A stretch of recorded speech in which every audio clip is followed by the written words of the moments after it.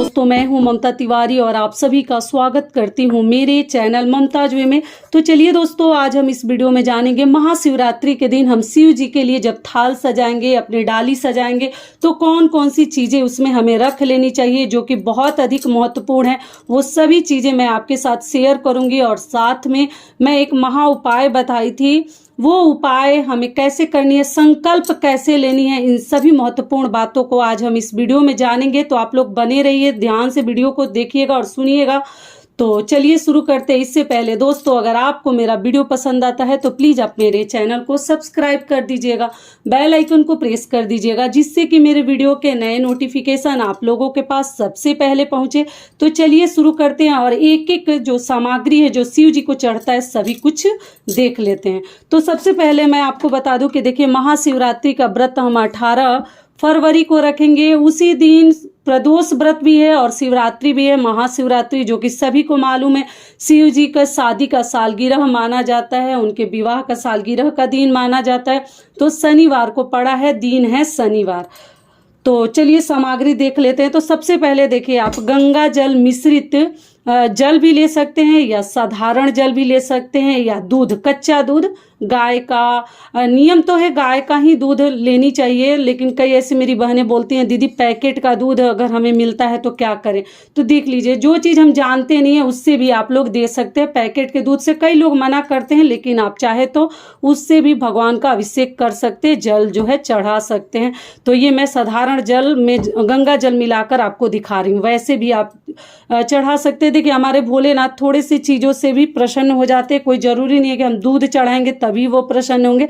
दूध है आपके घर में तो कच्चा दूध पक्का ले लीजिएगा, गर्म किया हुआ ना ले। दूसरी चीज़ क्या है, आप जो है दही भी ले जा सकते हैं शिवलिंग पे। थोड़ा बहुत दही अगर आपके पास है तो ज़रूर ले लीजिए, दही भी भगवान को चढ़ाया जाता है। तीसरी चीज़ क्या है, पुष्प।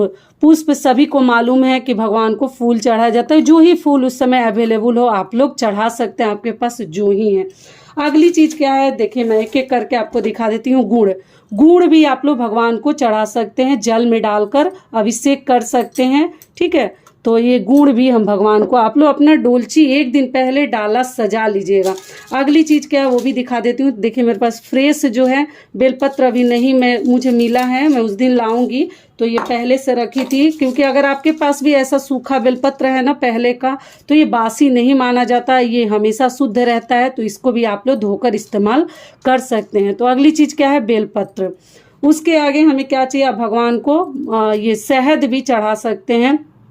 उतना समय तो नहीं मिलता, बहुत भीड़ रहता है, बहुत अधिक भीड़ रहती है मंदिरों में, लेकिन फिर भी आप कोशिश करें थोड़ा बहुत हर चीज़ शिवलिंग के ऊपर चढ़ा दें। तो शहद हो गया और ये गुड़ हो गया, आप देखते चलिए फिर आप लोग को समझ में आएगा। अगली चीज़ क्या है कि हम भगवान को एक दीपक जलाकर, हमें मंदिर में एक दीपक ले जानी है। आप अपना दीपक भी ले जा सकते हैं, वहाँ पे जलता रहता है। कोई मिट्टी का दीपक तो उसमें भी डाल सकते हैं, या ऐसा आपके पास मिट्टी का दीपक है तो वो भी आप ले जा सकते हैं। ये भी हो गया। साथ में तेल चाहिए, जो कि देखिए तिल के तेल से भी आप दीपक जला सकते हैं, और आप इस जगह पे घी से भी दीपक जला सकते हैं। तो एक एक चीज़ मैं साइड करते चल रही हूँ कि आप लोग को, जितनी मेरी बहनें हैं या जो भी हैं माताएं हैं, सभी को समझ में आएगा। अगला चीज़ क्या है, चंदन। तो आप भगवान को सफ़ेद या लाल चंदन भगवान को नहीं चढ़ता, पीला और सफ़ेद चंदन शिव जी को चढ़ता है। तो आपके पास जो ही चंदन है आप ले सकते हैं, ठीक है। चंदन भगवान को चढ़ाया जाता है, सिंदूर वगैरह नहीं चढ़ाया जाता। और अगला महत्वपूर्ण चीज़ क्या है, भगवान को 2-4 रुपये दक्षिणा हम जरूर चढ़ाते हैं, तो आप दक्षिणा भी ले सकते हैं, ठीक है। मैं इसके ऊपर आपको दिखा रही हूँ, आप लोग थाली में सजाइएगा। इसको मैं साफ़ करके इसके ऊपर ही कर रही हूँ, ठीक है। अगली चीज़ क्या है, मैच बॉक्स तो ले ही जानी है दीपक जलाने के लिए, जो कि आप लोग देख सकते होंगे। अगली चीज़ क्या है कि पूजा पाठ होने के बाद देखिए आप कपूर भी अपने थाली में रख लीजिएगा, और बाहर आके आप लोग दीपक जो है थोड़ा बहुत अंदर दिखा लीजिएगा, क्योंकि बाहर आकर आरती हमें करनी है। मंदिरों में बहुत अधिक भीड़ रहती है, उसी में आप लोग ना जलाएं, नहीं तो मतलब कुछ गलत होने का चांस रह सकता है, किसी के कपड़े वगैरह में लग जाएगा। अगली चीज़ क्या है, माता को चढ़ाने के लिए, पार्वती जी को चढ़ाने के लिए आप सिंदूर ले जा सकते हैं।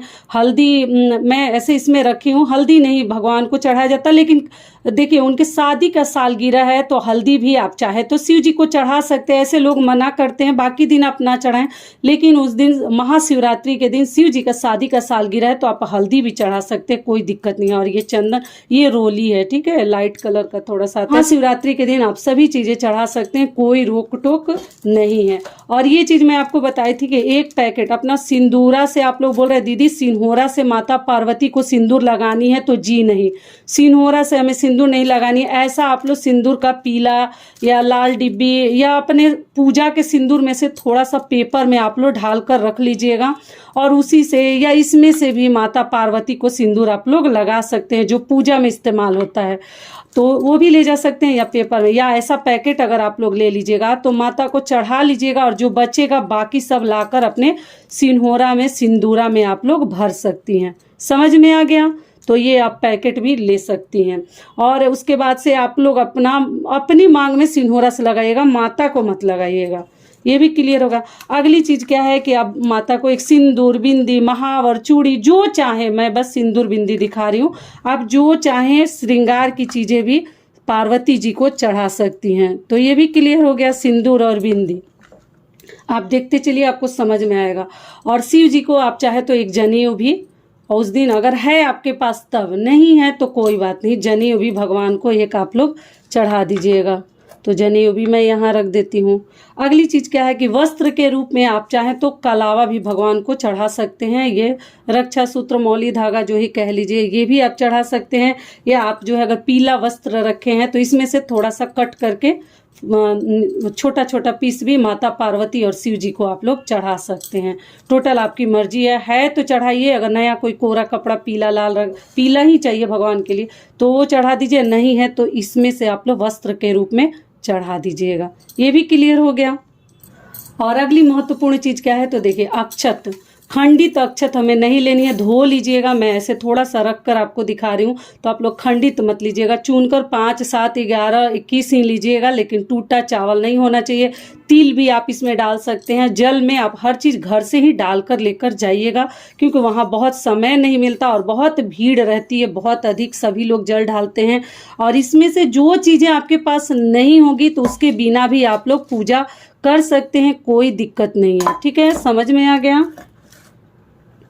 अगली चीज क्या है कि प्रसाद में आप भगवान को कुछ भी, मिश्री, मेवा और ये सभी चीजें भी चढ़ा सकते हैं। और अगली चीज क्या है कि भगवान को सबसे प्रिय चीज क्या है, बेर चढ़ाते हैं। और बेल का जो फल होता है वो भी चढ़ा सकते हैं। और बेर भी महाशिवरात्रि के दिन शिव जी को बहुत अधिक प्रिय है, तो मिले तो जरूर आप लोग बेर वगैरह चढ़ा सकते हैं। और फल में आप केला ले सकते हैं, सेब ले सकते हैं, अंगूर ले सकते हैं, जो ही फल आप चाहें आप भगवान को अर्पित कर सकते हैं, चढ़ा सकते हैं। और ऐसी डोलची अगर आपके पास डलिया है, डाली, तो आप इसमें भी सभी चीज़ें अच्छे से सजा लीजिए, या अलग से बड़ा थाली भी लेकर जा सकते हैं। ठीक है, समझ में आ गया। तो फल में और फल आपको मिले या ना मिले, बेल का अगर फल मिल जाए, जो बेलपत्र जिसका पत्ता है वो फल आपको मिल जाए, या ऐसा बेर मिल जाए, तो समझ लीजिए अति उत्तम है। यही भगवान को हम उस दिन चढ़ाते हैं। और माला में भांग धतूरा तो उस दिन मैं मंगाऊंगी, मेरे पास भी नहीं है। एक आंकड़े का फूल आता है, उसका भी माला हम शिव जी को चढ़ाते हैं। आप मेरे वीडियो में देखिएगा, मैं चढ़ा कर दिखाई हूँ।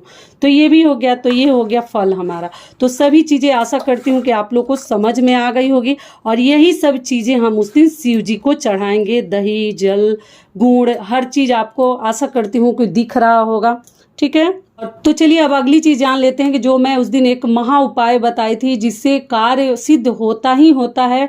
तो किसी भी प्रकार का आपका कार्य हो, संतान के लिए, नौकरी के लिए, घर द्वार के लिए, बच्चों के लिए, या जो भी आप अपने मन में, शादी विवाह के लिए, अच्छी पत्नी के लिए, अच्छा हस्बैंड के लिए, पति के लिए, तो जो भी आपके मन में अगर श्रद्धा हो कि भगवान मेरा ये कार्य पूरा कर देते, तो देखिए ये महा उपाय आपको जरूर करनी चाहिए। तो आप लोग पूछें दीदी फल लेकर हाथ में संकल्प लेनी है तो इस फल का क्या करेंगे, तो जी नहीं, इस फल लेकर हमें संकल्प नहीं करनी है। हाथ में एक पुष्प लेंगे, ठीक है। एक फूल लेंगे, थोड़ा सा हम इसमें जल लेंगे, साथ में ही फूल और जल लेकर, और फिर जो है हम हाथ में भगवान का नाम लेते हुए और कहेंगे जो ही हमारी मनोकामना है। शिवरात्रि के दिन ही आप लोग कीजिएगा, महाशिवरात्रि के दिन।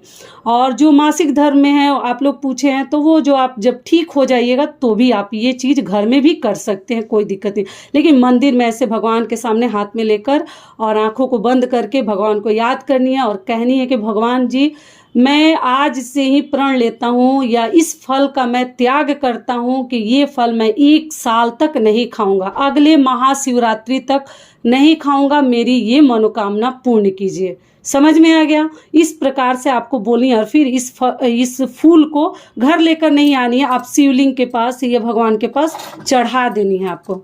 ये भी समझ में आ गया आप लोग को? इस प्रकार से आप लोग कीजिएगा। और पूजा पाठ हो जाने के बाद एक फूल भगवान के पास से, कोई दूसरा फूल जो चढ़ा है, कोई दूसरा भी चढ़ाया है, तो आप जो है घर लेकर आ सकते हैं। ठीक है, भगवान के ऊपर से एक फूल लाना बहुत ही अधिक अच्छा होता है। तो आप एक फूल लाकर रख लीजिएगा। किसी भी मतलब शुभ कार्य पर अगर आप जाते हैं ना, तो वो फूल वगैरह हमें मंदिर से लाया हुआ फूल लेकर जरूर जानी चाहिए। सारी बातें क्लियर हो गई। और ये जो फल है, तो फल में आप देख लीजिएगा कौन सा फल आपको छोड़ना है। मैं समझा चुकी हूँ, कुछ ऐसा फल ना छोड़ दें कि जो कभी हम खाते ही नहीं है, तो थोड़ा सा त्याग तो करनी पड़ेगी। किसी भी अच्छे काम के लिए हमें बहुत कुछ त्याग करना पड़ता है, ये तो फल है। और एक कई से मेरी बहनें बोली, दीदी हमारा बहुत प्रिय चीज़ है चाय, तो हम लोग चाय छोड़ देंगे। तो जी नहीं, चाय और भोजन नहीं छोड़नी है, फल छोड़नी है। कोई भी चीज़ मतलब अगर आप छोड़ना चाहें तो फल में ही छोड़ सकते हैं, भोजन और अनाज के लिए ये नियम नहीं है। समझ में आ गया? और जो ही फल वगैरह अगर आप शिवलिंग के ऊपर चढ़ा देते हैं, वो फल वगैरह आप जो है घर लेकर मत आइएगा, पति को, बच्चे को या आप खुद भी मत खाइएगा। समझ में आ गई पूरी बातें? तो आप लोग मत खाइएगा। और घर में आप लोग पूछे हैं कि दीदी अगर हम चढ़ाते हैं फोटो प्रतिमा के पास तो क्या खा सकते हैं? तो जी, घर का आप लोग खा सकते हैं। शिवालय मंदिर से लाया हुआ प्रसाद आप लोग शिवलिंग के ऊपर का ना खाएं, न लाएं। और ये पैसा वगैरह भी जो मुद्रा में ये दिखाई हूँ, ये भी आपको जो है वहीं छोड़ कर आनी है, लेकर नहीं आनी है, जो शिवलिंग के ऊपर आप चढ़ा दिए हैं। बाकी जो माता पार्वती और बाकी देवी देवताओं को चढ़ाए हैं, वो सभी चीज़ें आप लोग ला सकते हैं। तो सारी बातें क्लियर हो गई। आशा करती हूँ, उम्मीद करती हूँ कि इस वीडियो से मेरी बहनों को, मेरी माताओं को, मेरे भाइयों को बहुत अधिक लाभ मिलेगा। फिर मिलती हूँ एक नए वीडियो में, तब तक के लिए नमस्कार। स्वस्थ रहिए, सुरक्षित रहिए और जहाँ कहीं भी रहिए खूब खुश रहिए। और एक बार प्रेम से बोलिए, हर हर महादेव।